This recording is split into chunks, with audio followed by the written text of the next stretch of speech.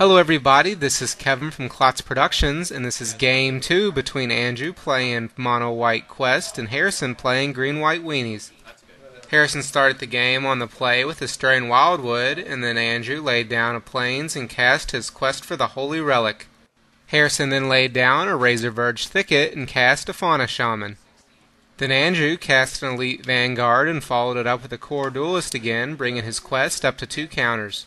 For Harrison's next turn, he laid down another land and then passed it back to Andrew. Then Andrew cast a Squadron Hawk and searched for 3 more, also bringing his Quest up to 3 counters. At the end of the turn, Harrison used his Shaman to discard an Ornithopter and then search for his first Vengevine. He then laid down a Sword of Body and Mind. Andrew then cast a second Squadron Hawk, bringing his Quest up to 4 counters. He then attacked with the first one, bringing Harrison down to 19. At the end of the turn, Harrison discarded his Vengevine and searched for a second one.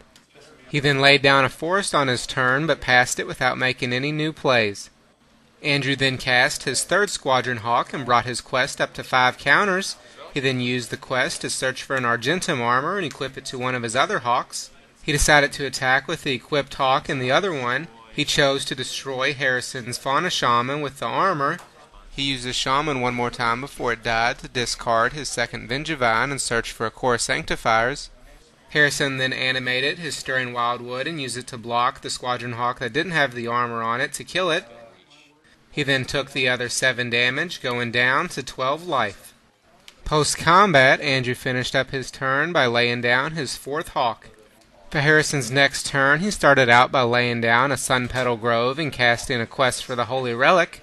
He then cast and kicked his Kor Sanctifiers to destroy Andrew's armor and bring his Quest up to 1 counter.